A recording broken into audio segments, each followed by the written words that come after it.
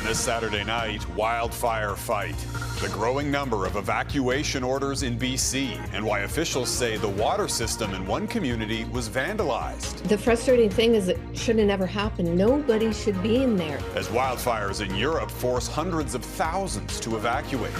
Also tonight, airport expansion grounded. Why the federal government is blocking Ontario's plans for Toronto's Island Airport. Plus, biting back. I got like 30 bites in about 10 seconds. Why the prairies are dealing with a population explosion of mosquitoes. Global National. Reporting tonight, Jeff Semple. After a slow start, the wildfire season in BC is now heating up. This Pear Lake wildfire grew overnight, forcing the evacuation of the historic village of Clinton, northwest of Kamloops. Fire crews worked through the night and saved the community from any major loss, but their fight is far from over. Good evening and thank you for joining us. Another challenging day for residents and fire crews in BC. More than 120 wildfires are burning in that province tonight. Nearly half of those are out of control, with more high winds in the forecast. Here's a look at where the wildfires are concentrated tonight. In the northwest, two fires in particular, that Pear Lake wildfire and the 59 Creek wildfire, forced the evacuation of Clinton. Hundreds of residents packed what they could and made their way to an evacuation center in Kamloops. You know, when it actually happens, it's really like, oh wow, we got to go, right? So, and you know what I saw a lot? Just people just skittering around and panicking, and I saw people crying, and you know, and we're just trying to keep it together. I am hoping for the best, and I'm rooting that the town of Clinton, you know, keeps everything down in par. Taya Fast is in Cache Creek for us tonight. The wildfire situation around Clinton remains volatile. Firefighters spent much of the evening protecting the community as another day of active fire behavior threatens to push the Big Bar complex further. The biggest change over the last 24 hours came on the Pear Lake wildfire, where intense fire behavior pushed flames across Highway 97 before burning around both sides of Clinton and continuing north. Crews were also forced to relocate their fire camp from Clinton to 100 Mile House after fire activity made the site unsafe. When it did burn north towards Clinton, it did go on either side of the community there and continued to progress northward. BC Wildfire says while temperatures will be a little cooler Saturday, drought and low humidity continue to leave fuels critically dry, and winds are expected to pick up through the afternoon, potentially leading to more fire growth across the complex. Officials say they're not expecting any meaningful rainfall, so fire crews are preparing for another difficult evening and night on the fire line. Taya Fast, Global News. And police in another evacuated community in BC are now investigating after the water system was vandalized. Officials in Boston Bar in BC's Fraser Canyon had shut off the water supply in that area to preserve water for firefighting efforts. But on Thursday, someone turned it back on and in doing so caused damage to the system.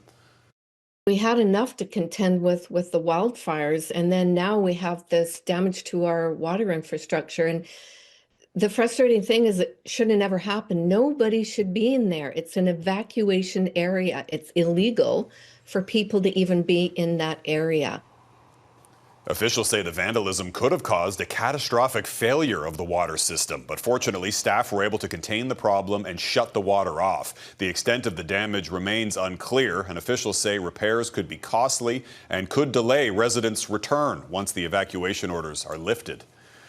The smoke from those Canadian wildfires is drifting south of the border and appears to be top of mind for the U.S. president. Donald Trump is again threatening tariffs, blaming Canada for not doing enough to prevent the wildfire smoke from crossing the border. The president once again taking to social media today to vent those frustrations. Jillian Piper reports on Trump's latest threats and concerns that the federal government's cuts are hurting its wildfire response. Nearly 1,000 wildfires are blazing across the country, forcing Canadians from their homes. But the U.S. president not offering any sympathy. We're going to put a big tariff on Canada because of the smoke. Donald Trump promising another economic headache over Canadian wildfire smoke spilling into the U.S. The same week, British Columbia was hit with air quality warnings from American wildfires. His irritation on full display in a new post depicting Canada and the U.S. being divided by a North America air filter barrier. I've told Canada they have to do something about it. You know, we've never had this problem. All of a sudden we have this problem with Canada. This is our time of need, and Mexico is stepping up. The Prime Minister thanking Mexican President Claudia Sheinbaum for deploying 200 firefighters to fight the blazes, seemingly taking a jab at Trump. That's what friends do when you have crisis and fires, right? During one of the most intense seasons on record, the Public Service Union warns Mark Carney is cutting nearly half of the federal employees who identify and assign resources to national emergencies, including wildfires. Cuts mean fewer Parks Canada firefighters, slower responses in a time of a crisis, and weaker recovery efforts. The federal government disputes the union's claim, saying the Government Operations Center is still at full capacity, despite having nearly 10% fewer permanent employees this year than last year, but would not tell Global News how many employees will be cut in the ongoing expenditure review, saying the staffing changes, to the greatest extent possible, are being implemented through attrition and voluntary departures. It's just devastating news for Canadians. The Conservatives call the cuts reckless. When Canadians need emergency services the most, Mark Carney actually cut jobs from the very people who coordinate the response to wildfires across the country. The federal cuts come as the Canadian Association of Fire Chiefs is concerned about whether Canada has enough resources on the ground to fight the growing flames, reporting a deficit of roughly 15,000 firefighters nationwide. Jeff? Jillian Piper in Ottawa. Thanks, Jillian. Wildfires in France and Spain have now displaced more than 250,000 people. Take a look at this map showing the fires burning right now in France, including in the Bordeaux area. In a typical year, France would normally see around 15 fires, but so far this year, the country has recorded more than 350, burning around 100,000 hectares, making this by far France's worst wildfire season on record. As Candace Cole reports, they're now calling for reinforcements. Hundreds of thousands of people in France and Spain have evacuated their homes as wildfires threaten to consume everything in their path. This evacuee from a town in southwestern France, about 15 kilometers from Bordeaux, saying leaving in a hurry is stressful, but they have no choice. Aujourd'hui, entre 5 et 6 000 personnes. Bordeaux's mayor says between 5,000 and 6,000 evacuees from the surrounding area are being housed in the city's evacuation center with a capacity to hold up to 10,000 people. Here around the Cap Verde Peninsula, France has deployed one of its military planes to spray retardant over the Lacanau forest to assist firefighters. And some residents are joining in that effort, including 20-year-old Luen Pacaz. She says putting out the smaller fires are important because this is where she and her friends grew up, saying it's horrible to watch their homes burn. And in central Spain, where wildfires are burning around Avila and Madrid, resources are expected to come in from Greece and Italy, along with the deployment of over 100 Portuguese army personnel to help fight the flames. In Madrid, evacuees say they saw clouds of smoke rising when they got the message to get to safety. This woman says she panicked a little, then took her cat and left. In addition to rescuing residents, Spanish firefighters are rescuing livestock as well, as the fires threaten rural farmland. The wildfires come after weeks of record heat across Europe. Spanish Prime Minister Pedro Sanchez said Saturday the weekend provides a window of opportunity to bring the wildfires under control, with temperatures expected to rise close to 40 degrees next week. Candace Cole, Global News, Washington. And coming up later in the newscast, our Mike Armstrong will take a closer look at what's fueling Europe's fires and why scientists fear they could become the new normal. And breaking news from Berlin now. At least one person is dead and 15 injured after police say a car drove into the crowd during the city's Pride Parade. Police say several of the victims have suffered life-threatening injuries, and a manhunt is now underway for any suspects. The annual Pride celebration is Germany's largest, attended by hundreds of thousands of people, and has now been shut down. Turning to other news, a Canadian working for NATO in Belgium has just been arrested on spying charges. Belgian prosecutors say the woman, who is of Chinese origin, is suspected of spying on behalf of a foreign country and of being a member of a criminal organization. She was working as an intern at NATO's military operations headquarters. That organization, known as SHAPE, is responsible for planning and carrying out operations on behalf of the 32-member security alliance. Ontario Premier Doug Ford's plans to force through an expansion of Toronto's Billy Bishop Airport appear to have been grounded. The federal transport minister kiboshed the proposal last night after a flood of opposition from the city. But as Lexy Benedict reports, the province isn't giving up the fight for larger flights just yet. After months of fighting over the future of Billy Bishop Airport, the federal government has grounded Ontario's expansion plans. It's a decision advocates who have been pushing to protect Toronto's waterfront are calling a major victory. Democratic action has won the day. We spoke, people from all across Ontario, across Canada spoke up, and the federal government listened, and we won the fight. On Friday, Federal Transport Minister Stephen McKinnon announced Ottawa will focus exclusively on runway safety enhancements already underway at the airport, putting an end to the Ford government's plans to allow the airport to accommodate larger jets. McKinnon adding that no plans will be pursued that, quote, infringe on treasured public spaces like Little Norway Park or Hanlan's Point Beach, result in elevated noise, have significant environmental impacts, or hinder Toronto's ability to build much-needed housing. His comments come on the heels of a 2-week public consultation period that more than 87,000 people took part in, the majority of responses against the plan. Thank you for listening. Thank you for stopping the expansion. We will continue our partnership together and create a beautiful place, but also mindful of the importance of connecting the city with other parts of the country and the world. This comes months after Premier Doug Ford's government passed legislation allowing the province to replace the City of Toronto in an agreement governing the airport. But while the proposal is no longer taking off, the fight may not be over. In a statement, Ontario's Transportation Minister says the province remains committed to advancing an airport expansion, but that any future proposal would protect public spaces and address concerns raised by the federal government, including the protection of Little Norway Park. Mayor Olivia Chow is now calling on the province to return the city-owned land that was initially part of the expansion proposal. If you're not expanding the airport, why do you need the land? Just like the previous time we won this battle, we will remain vigilant, and if there is ever another threat for jets to the island airport, we will be there and we will win again. Meantime, the Toronto Port Authority, which owns and operates the airport, says it will work to fulfill this initiative and ensure the needs of the city and the region are met for the future. Lexy Benedict, Global News. White House Correspondents' Dinner do-over. Coming up, the annual gathering of American political journalists was held last night after the event in April was interrupted by gunfire. We'll have the highlights and lowlights from the U.S. president's speech. Plus, why this year's mosquito season has an extra bite.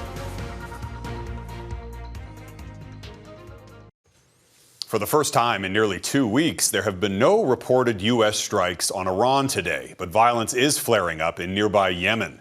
Yemen's Houthi rebels claim to have hit oil facilities in Saudi Arabia, though Saudi authorities haven't confirmed the strikes. Saudi Arabia launched attacks on the Iran-backed Houthis this week after they threatened to block shipping and attacked Saudi vessels in the Red Sea.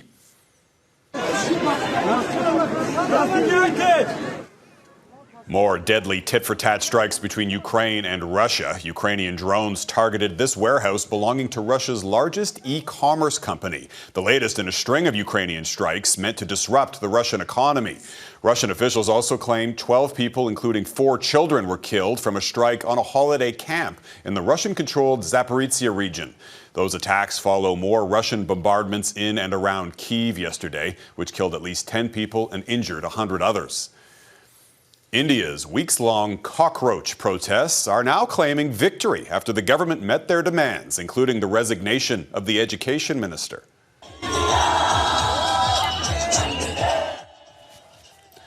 Jubilation among thousands in the streets upon news that the minister was stepping down. Organizers also officially ended the protests after meeting with the Modi government, announcing that it had agreed to all of their demands. They include broad reforms to India's education system and no legal action against the demonstrators.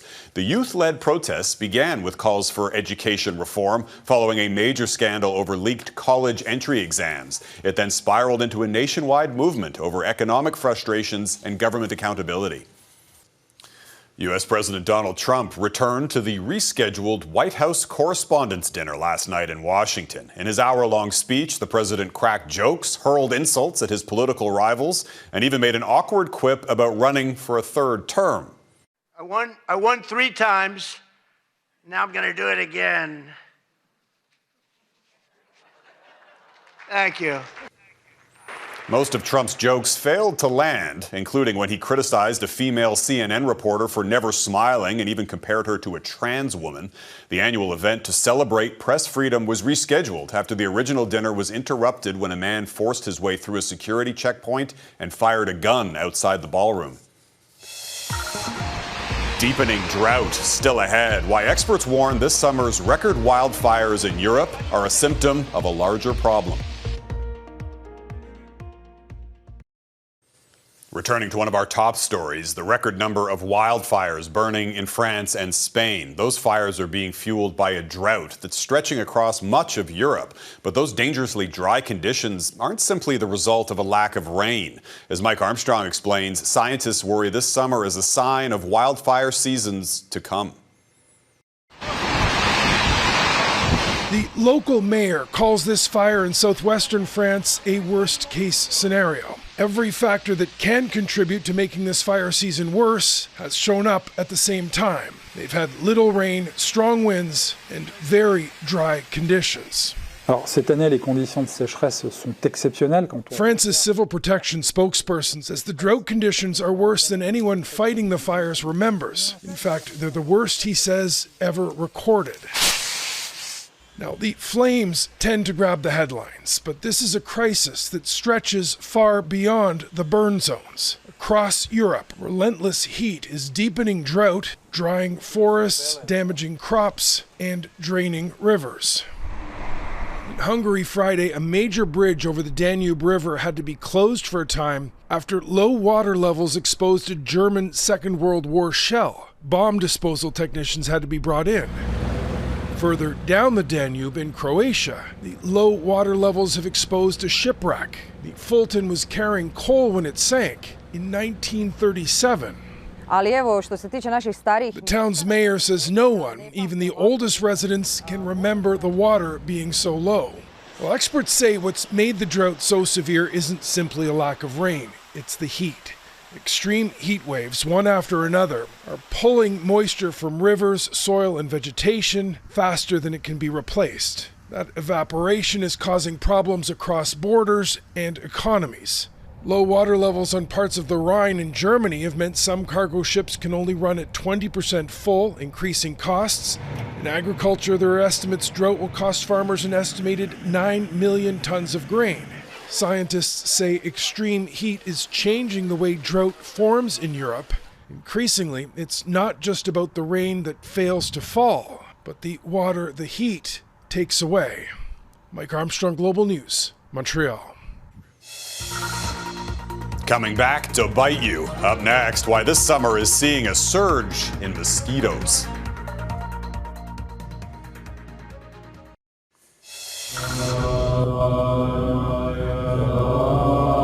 A meeting of two spiritual cultures in Saskatchewan. A group of monks, most of them from Tibet, attended a powwow at the Big River First Nation. The visit was initiated by a local Indigenous leader who befriended one of the monks many years ago.